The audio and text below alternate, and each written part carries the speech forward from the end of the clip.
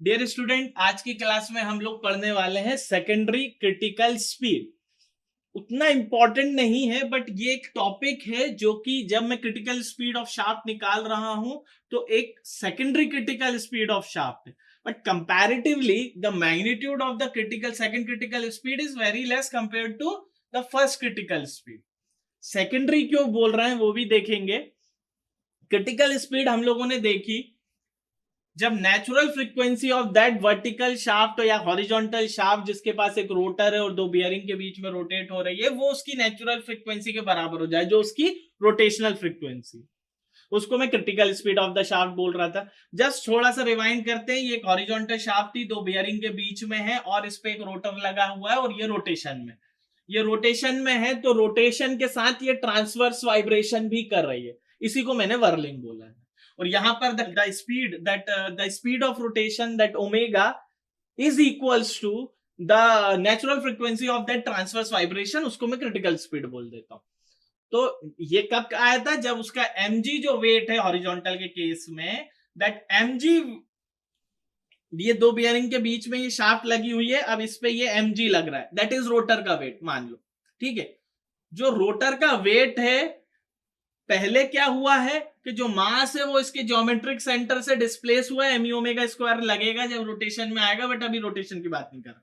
ये dead weight इस पे लगा हुआ है इसका mg, जो कि इस बियरिंग सेंटर लाइन से इसको वो आउट करेगा, फिर ये असेंबली घूमेगी तो वर्लिंग मिलेगा, वहां पर critical speed of the shaft मिल जाएगी।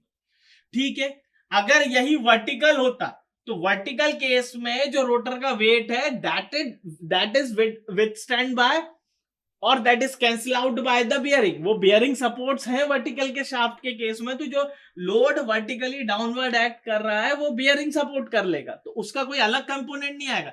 But in that horizontal case ये mg हमेशा एक्ट करेगा। सो इन दैट पर्टिकुलर केस कि जब वो रोटेशन में है शाफ्ट, उस रोटेशन के बीच में भी हम लोगों ने एक magnitude of a good amount of magnitude of vibration देखे या डिस्प्लेसमेंट देखे, उस पॉइंट पे हम बोल रहे हैं it is secondary critical speed. तो जैसा कि अगर अपन इसको देखें सेकेंडरी क्रिटिकल स्पीड को, तो besides primary critical speed caused by the centrifugal action of that force that is m omega square, बाद में ms ओमेगा स्क्वायर उसमें जुड़ गया, ये अनबैलेंस्ड फोर्स है। हम लोग देखते हैं कि इन बिटवीन भी एक good amount of vibration we have observed in that phenomena. जब half of the critical speed, किस कंडीशन पे? At half of the critical speed पे भी the amplitude amount is good enough. कब? हॉरिजॉन्टल शाफ्ट के case में। उसी को मैं क्या बोल रहा हूं? Second critical speed. तो मेरी जो कंडीशन हो गई थी सेकेंड क्रिटिकल स्पीड के केस में, ये बियरिंग सेंटर लाइन हो गई, ये हॉरिजॉन्टल शाफ्ट है, ये बो आउट हो गया, ये बो आउट हो गया, ये आपका शाफ्ट ओमेगा स्पीड से रोटेट हो रहा है और यहां पर आपका रोटर लगा हुआ है, ये उसका एक्सिस है। ये वाली कंडीशन थी। अब हो क्या रहा है कि मान लो ये रोटेशन में है, ठीक है, ये इसकी सेंटर लाइन है, इसके हाफ रोटेशन की बात करो, half of the critical speed. यहां पर क्या है? ये S पॉइंट है, S पॉइंट से G पॉइंट तक की बात करूं तो दैट इज ई डिस्टेंस।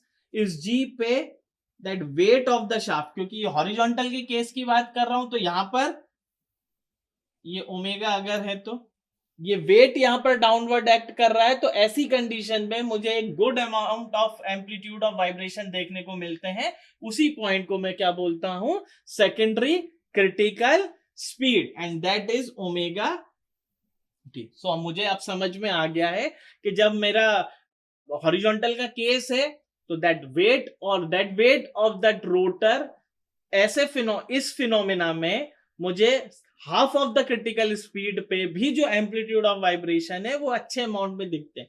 उस पॉइंट पे जब मैंने स्पीड निकाली, क्योंकि now that point is also my point of interest, उस पॉइंट पे जो स्पीड है उसको मैं क्या बोलता हूं?